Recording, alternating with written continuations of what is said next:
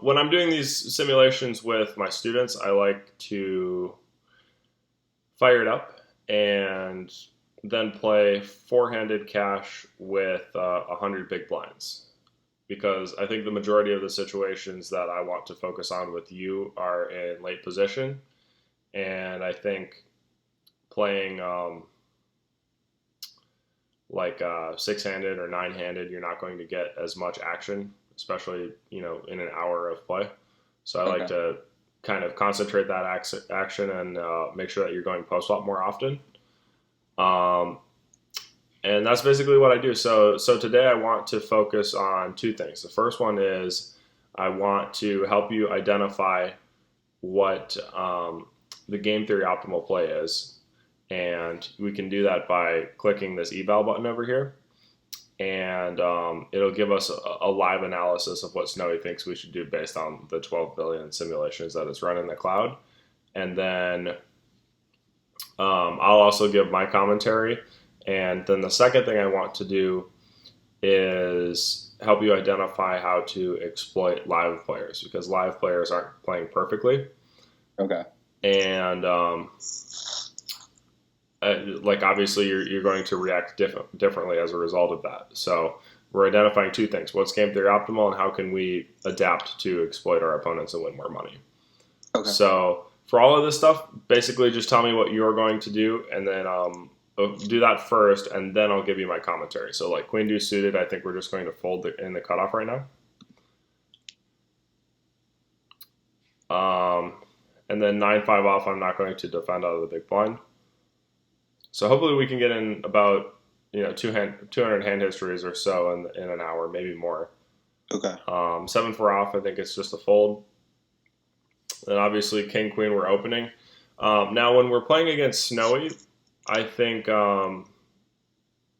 min raising is probably going to be best pre-flop today, so that we go post flop more often. Okay. I see. Because Snowy Because is it'll fold. Snowy's playing optimally, and if we 3x or 3.5x against it, it's going to play super tight out of small blind to big blind. For pot odds. I get it. Yeah. Because it's just so much better than a live opponent. So it's playing the way I've taught you to play out of the big blind when people are 4xing in a cash game.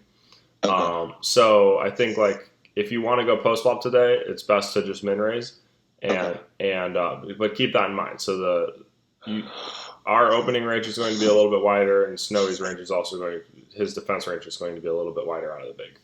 So I'm just going to min raise with king queen. Now, what do you think about this flop? I think it's a bet. Okay. Yeah, I think so too because we've got an open ender with 6 clean outs and 6 outs to a pair. 4 of those are probably best, and we can value bet with them. And then I would also be planning on following through if clubs come off. So Okay. so like it's easy to say, oh, I flopped an open ender, let's just bet. But I think it's best to slow down a little bit and make sure you know what you're going to do on turns and rivers, and also know what you're going to do if you get check raised. And I think a lot of people are just playing on autopilot and they forget that, and then they give away timing tells because they didn't bother to consider that before they bet. So I would just go ahead and go half pot here. Now, what do you think about this? Um, I guess I would just go half pot again. Yeah, that's probably what I would do too. And then the thing that I like to do is double check that what I'm thinking is the same thing that Snowy would do. So you can just go in here and click this eval button, Okay. and it's betting 100% of the time.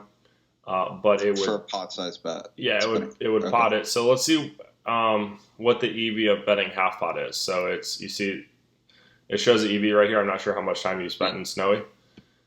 Not Um, enough yet. I really want to just get a regular computer just so I can have it. I really Yeah, like. I mean, you should really just Yeah.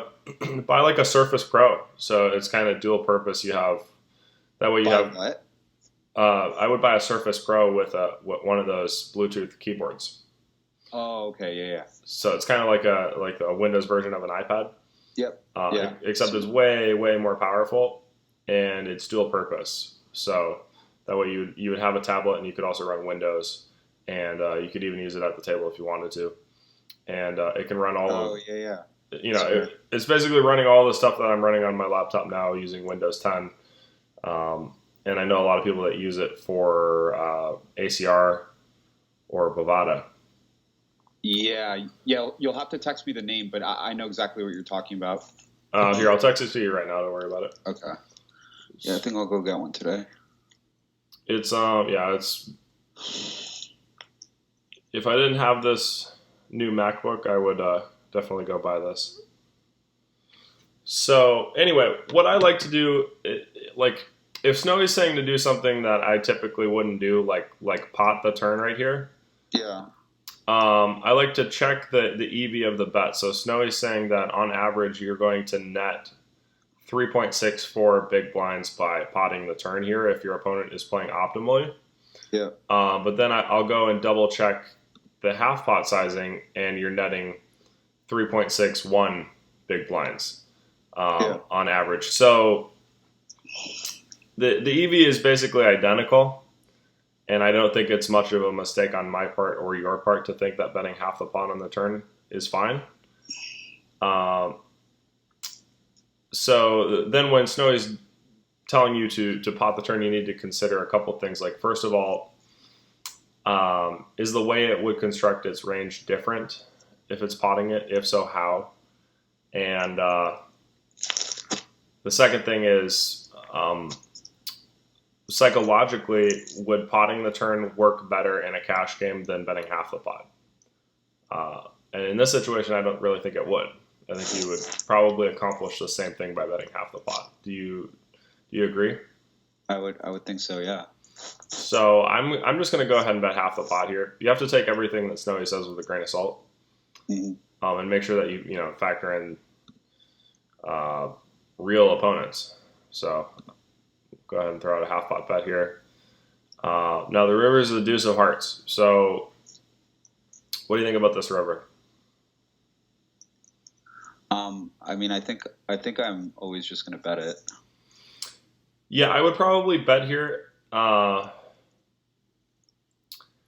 because I know that Snowie has a tendency to just check call with ace high clubs because ace high has showdown value on flops and turns, and then it kind of gives up on the river with those hands. And the same thing would go for ace high spades. So if it had like ace nine of spades, it would check call twice here. And I think I can fold out those hands.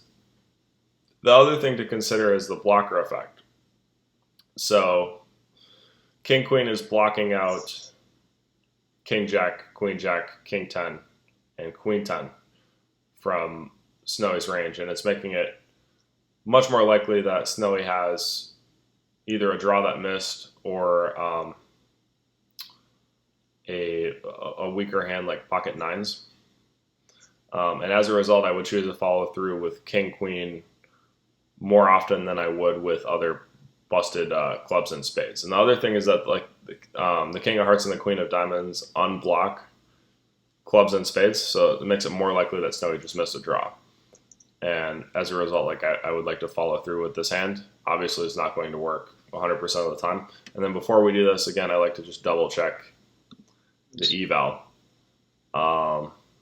And so for a pot size bet, Snowie's saying to check 83% of the time. And for a half pot bet, it's saying that you should check 78% of the time. But then, again, you need to double check the eval. And it's saying that the expected value of checking and betting is exactly the same if you bet half the pot. So what's that saying? It's saying that to balance your range, to be perfectly balanced on a supercomputer level, you would need to bet at those exact frequencies. Oh, I see. Okay. Okay. I think when you're playing against humans, that's unnecessary, and you should probably just bet the river. Okay, I see. Right. So this is the difference between theory that and makes practice. sense. You know what I'm saying? Yeah. Okay. So I'm going to go ahead and bet half pot and just assume that I'm generating more than 33% fold equity here, because that's all we need. If Snow's folding a third of the time, we break even, and I think he's folding a lot more than that. So that was a really long, rambling explanation for how we play. Let's go ahead and min raise with sixes.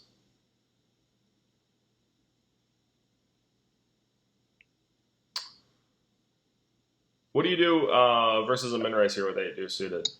I don't know. I mean, I guess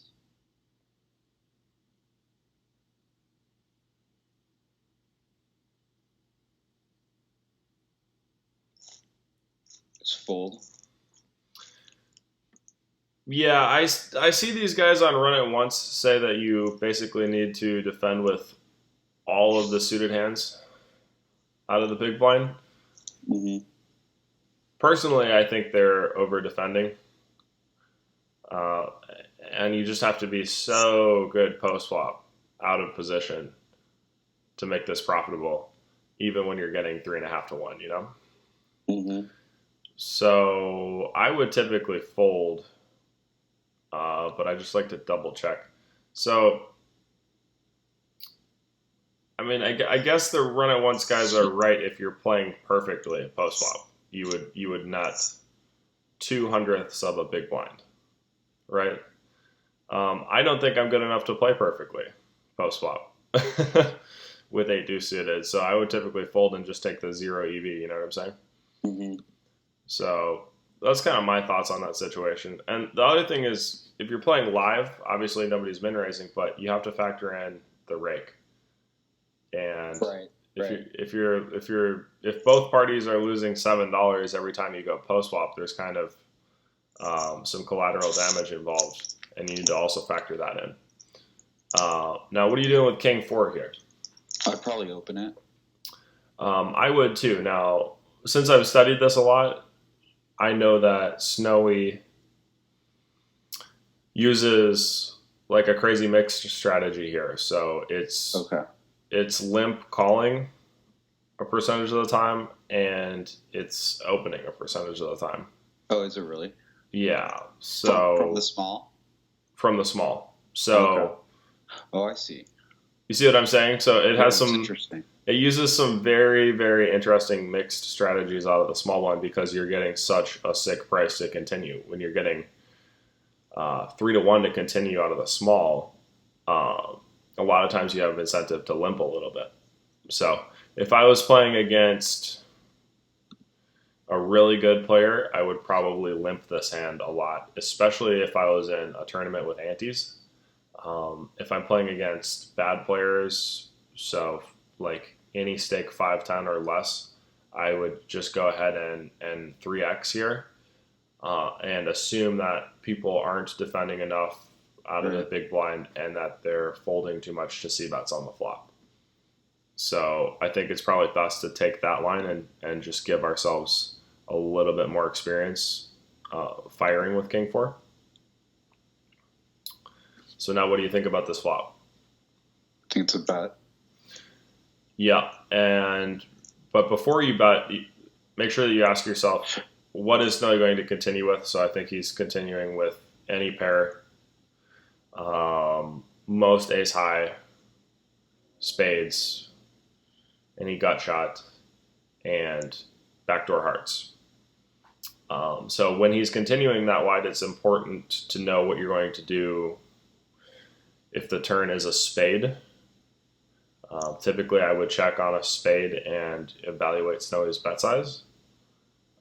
And then the other thing you need to consider is what are you going to do on one of the filler cards? So like an ace, a queen, a 10, and a 9. What's the plan on that? Again, I think I'm probably going to check and evaluate. So go ahead and bet half pot. And we just take it down. So, but it's really important to have plans for all of the different contingencies that can come up before you decide to put the bet out there.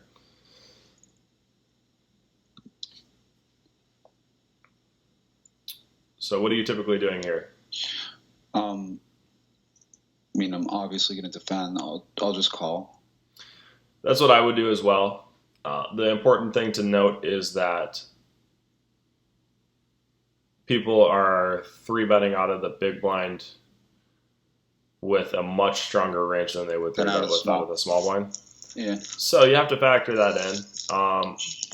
On one hand, pocket eights have less showdown value versus a big blind three bet, but at the same time, if you flop a set, you're much more likely to stack Snowy because his range is much stronger. So it goes back and forth. You have more implied odds, less showdown value, but either way, it's still a defend, I think. What are your thoughts here?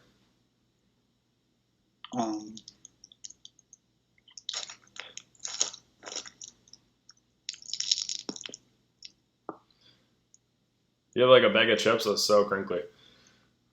Oh, what? Are you eating like a bag of chips or something? No, I'm not, but I do hear that. I thought it might have been you. No, it sounded like you just like broke open a bag of Doritos or something. Nah, it's too early and I'm not drunk enough for that. I mean, I'm definitely gonna. I'd call here and reevaluate on the turn, I think. I'm gonna be honest. I would usually just fold here because I think Snowy is really nutted. He has a lot of aces, kings, queens, jacks. He's probably checking tens, betting ace, queen. I have to remember that I'm playing an optimal player. Yeah. I tend to forget that sometimes. The other thing is, like, a lot of people will defend here because they think Snowy should be firing with ace-king, but ace-king of spades is doing really well against pocket eights. Ace-king with one spade is doing pretty well against pocket eights, and ace-king off also isn't that far behind. So I would probably just fold here because we're either, like, flipping or just crushed. And it's going to be really hard to play turns at rivers, but I'd like to see what Snowy would do here. So, I mean, calling isn't that bad, I guess. It's a tenth of a big blind. I guess if you have plans for turns at rivers, like maybe bluff raising, you could maybe swing that into a profitable situation. I would fold. Now that I realize I was playing a optimal opponent, I forget that sometimes. I'll think that I'm playing in some of our games, which I would just never fold. Oh, you're talking about like South Florida games? Yeah, yeah. Yeah, I mean, I think playing 5-10 in South Florida is totally different because people are taking like king 3 suited and just like blasting here.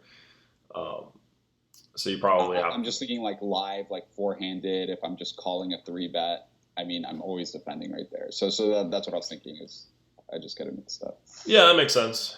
But again, like that's why this discussion is so great because we get to see the difference between optimal play and what most of our opponents are doing.